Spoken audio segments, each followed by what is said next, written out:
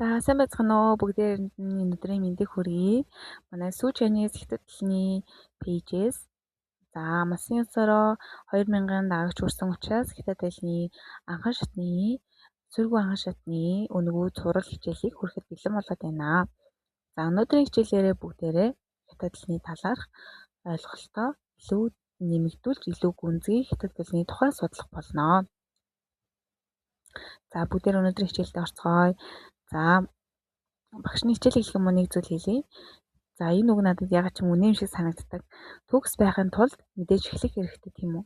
Харин эхлэхийн тулд төгс зүйл хэрэггүй. Төгс байх албагүй. Тэгэхээр хин нэгэн хүний бүр ингээд амар төгсөрсөн төгс идэвхтэй хүний ямар аргаар сурсан төгс аргыг олъё гэж хайж цаг хугацаагаа өнгөрөөж байхын оронд харин эхлээд цаг хугацааны явцад суралцаад өөрийнхөө арга барилаа олоод тэгэж явандаа цаг хугацааны аясаар хятад хэлээ сайн болгож сайн суралцах болно гэж хэлж байна. За хятад хэлний манай энэ хүү YouTube хаягийг дагаад сурал хичээлээ нэг үзэх боломжтой шүү. За энэ ядаагийн хичээлээрээ багш нь хятад хэлний тухай 8 баримтыг хүргэн 8 фактыг хүргэн гэсэн үг. За эхний баримт нь болохоор хятад хэл бол дэлхийд даяар 1.4 тэрбум их хэлээр яригчтай тийм хэл бахны. Хятад хүмүүс дэлхий дээр тэргүүлдэг тийм үү? Хүн амынхаа тоогоор. За тэгвэл 40 сая гаруй хүн хятад гадаад хүн. Хятад хүн биш. Хятад улсаас бусад орны иргэншилтэй өөр улсын хүмүүс 40 сая гаруй хүмүүс хятад хэлийг 2 дахь, 3 дахь хэлээ болгон ашигладаг бахны. За одоогоосаа сүүлийн жилүүдэд хятад хэл бол маш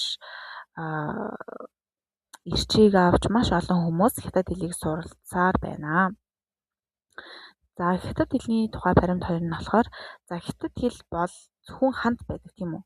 Хятад хэл нь зөвхөн ханд байдаг. Ханзнаас үр зүйл байдаггүй. Өөр цагаан толгой бичиг үсэг гэсэн юм байдаггүй. За энэ тэгвэл хятад хэлэнд яг хэдэн ханц байдığım бэ гэсэн асуулт гарч ирж байна.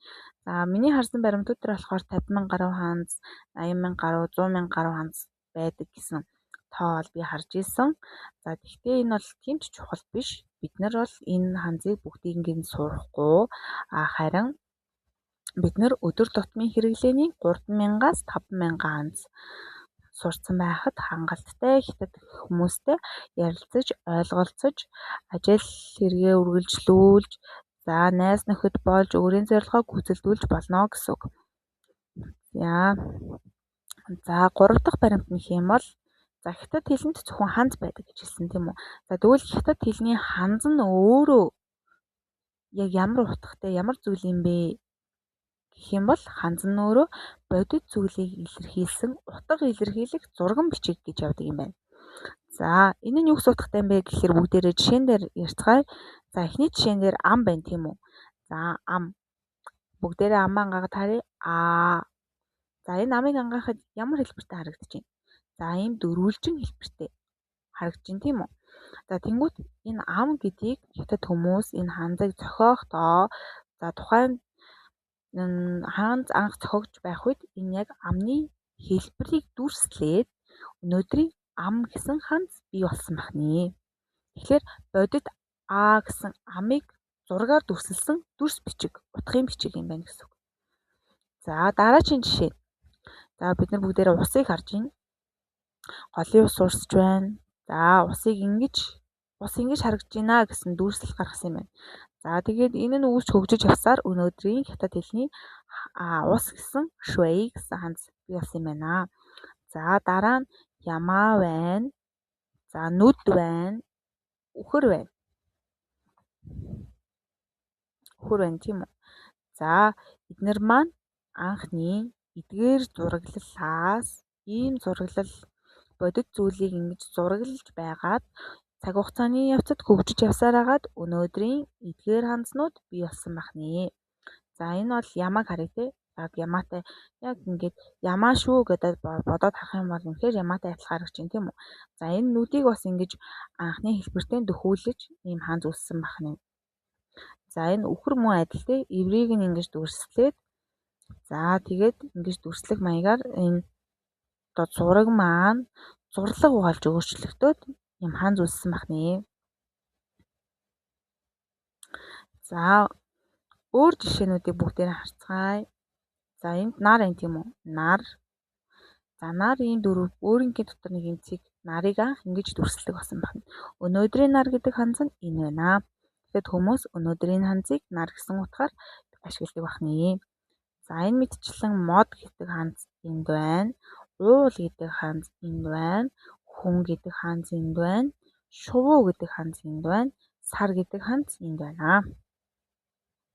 За хятад хэлний тухай 4 дахь баримт. За хятад хэл нь өөрөө хөхтэй аялгуулаг хэл юм аа гэж.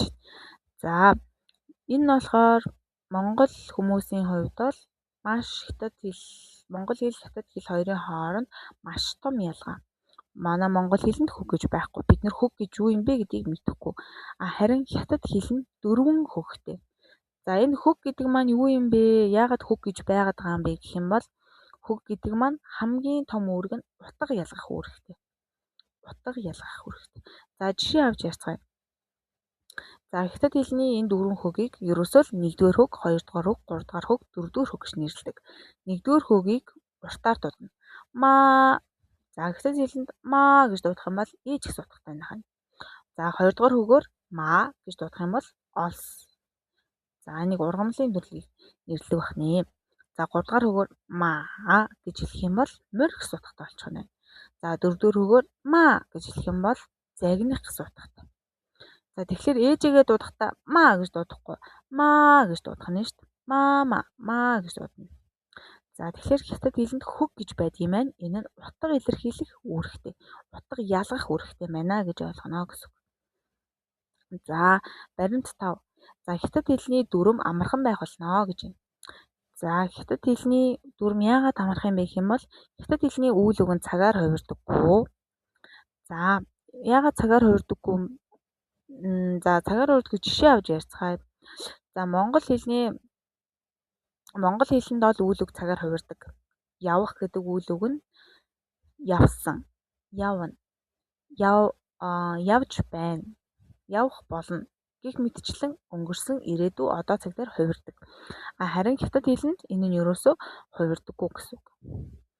За тэгээд нэр үгэнд эр им хүүс байхгүй. Гэр Орос, Франц, Герман хэлэнд бол хүүс гэж байдаг байна. Харин хятад хэлэнд бол им хүүсийн тийм ялгал гэж байхгүй байна. За хамгийн логиктой өгүүлбэрийн бүтэц. За бид нэр 10 жил тахта бүгдээрээ англи хэлийг сурж исэн. Англи хэлний өгүүлбэрийн дараалал нь үл ийдсэн, өөлөг, тусагтхан гэж явдаг тийм үү? За яг энэ энгийн өгүүлбэрийн бүтэц нь хятад хэл нь англи хэлнийхтэй яг адилхан. Үл ийдсэн, өөлөг, тусагтхан. Би идсэн алим гэж ярьдаг гэсэн үг. I eat apple гэж хэлдэг бол бас хятад хэлэнд би идэх алим гэж ярьдаг гэсэн. Монгол хэлэнд бол би алим идсэн гэд үйл үг нь ардаа байгааз. За хятад хэлний тухай баримт 6. За хятад хэлэнд зөвхөн ханз байдгаа, цагаан толгой гэж байдаггүй гэж ярьсан. За тэгвэл бусад цагаан толгойтой хэлтэй харьцуулахад өөр юм тийм. Орос хэл, англи хэл, солонгос хэл, монгол хэл бүгд цагаан толгойтой байна. Тэгвэл хятад хэлийг дүүл яаж сурах юм бэ? Хятад хэлд өсөг гэж байгаа юу? Би хятад хэлээ сурах гэсэн. Цагаан толгой байвал явуулаач гэдэг хүмүүс байдаг тийм үү? За тэгвэл хятад хэлэнд өсөг гэж байхгүй. Зөвхөн ханз байгаа гэж хэлсэн. Тэгвэл энэ ханзыг англи хэлний цагаан толгойгоор галгилж нэрлэдэг байна. Галгилж буулгадаг гэсэн үг. За одоо жишээлх юм бол энд нэг ханз байна тийм үү? Бид нэр яаж чараад уншиж чадахгүй байна. Тэгэх юм бол энэ ханз нь өөрөө ийм дуудлагатай буюу ийм нэртэй гэсэн үг. Бид нэр тэгэхээр ханз болгоны дуудлагыг тус бүртэн чэйжлэнэ гэсэн үг. За энэ дуудлагыг хаав гэж уншдаг гэсэн. Хаав. За тэгэхээр хятад хэлийг ханзыг англи хэлний латин үсгээр галгилж буулгадаг байна. За баримт 7. Хятад хэлэнд тоолго үгийг өргөнөөр ашигладаг. За монгол хэлэнд бол тоолго үг байдаг. Гэхдээ бид нэр юм болгон дээр тоолго үг ашигладаггүй, тоолго үгийг тийм ч их ашигладаггүй гэсэн үг. За хятад хэлэнд болохоор тоолго үгийг маш өргөнөөр ашигладаг. За жишээлх юм бол энд харж байна тийм нэг аяга цай. Энэ цайг хэмжиж байгаа тоолго үг нь аяга гэсэн үг. 2 хуудас цаас. цаасыг юугаар хэмжиж байна? Хуудасаар нэмжиж байна гэсэн үг. За энэдчлэн тооллого үг орж ирнэ. За шатн дээр бид нэр хичээл бүр дээрээ тохирсон тооллого үг нь орж ирээд явах учраас энэ дээр бас тийм ч их санаа зовох зүйл байхгүй. За сүүлийн баримт маань хятад хэл нь маш цэгцтэй, стандартчлагдсан хэл юм аа.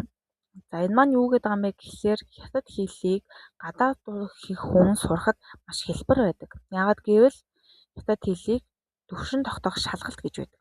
За энэ яг шалгалтаа 1-ээс 6, 1-ээс 8, за 1-ээс эхний яг саяхныг болтол 1-ээс 6 гэсэн төвшин байдаг байсан. 1 гэдэг нь хамгийн доод төвшин, 6 гэдэг нь хамгийн дээд төвшин. За сүүлийн 2-3 жилд энэ маань 7-оос 9 гэсэн төвшин гарч ирж шинжлэгдсэн байгаа. За тэгээ 1-ээс 9 төвшин гарч ирсэн. За тэгээ энийг төвшин бүрд нь ханзаар нь хуваасан байдаг. Төвшин бүрийн сурах бичиг нас тусдаа ингээд бэлэн байдаг.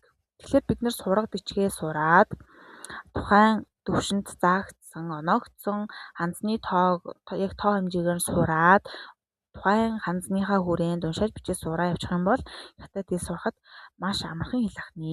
Яагаад гэвэл энэ хэл маань айл хэдлийн ингээд стандартанд орцсон учраас маш сурахад гоё байдаг бахны.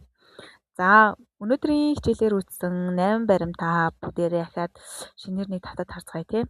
За эхний баримт нь хятад хэлийг маш олон хүн суралцаж байна.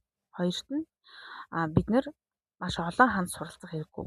За хамгийн ихдээ л 3,000-аас 5,000 сурцсан байхад бид нэр хятад хэлийг маш амжилттай суралцаж тэгээд маш өргөн хүрээнд ойлгож чаддаг болно гэсэн. За тэгээд 3-т нь ханз нь өөрөө утга илэрхийлдэг юм байна. 4-т нь хятад хэлэнд дөрвөн хөг байдаг юм байна. 5-т нь хятад хэлний дүрм сурахад хялбар байх юм байна. 6-т нь хятад хэлний ханзыг латин үсгээр буулгаж галиглаж унших юм байна. 7-т нь хятад хэлэнд тооллого үгийг өргөнөөр ашигладаг юм байна. 8-т нь хятад хэл нь өөрөө маш цэгцтэй сурахад хялбар байх юм байна. Хамгийн гол нь та өөрөө тууштай байж чадах юм бол энэ хэл хэмж хэцүү хэл биш бахны. За ингээд өнөөдрийн хичээлд анхаарал хандуулсан баярлалаа. Манай YouTube хаягийг, Instagram хаягийг дагаад хичээлээ цаг алдалгүй тухай бүртэн үзээд гэрийн даалгавраа хийгээд явцгаарай. За амжилт хүсье.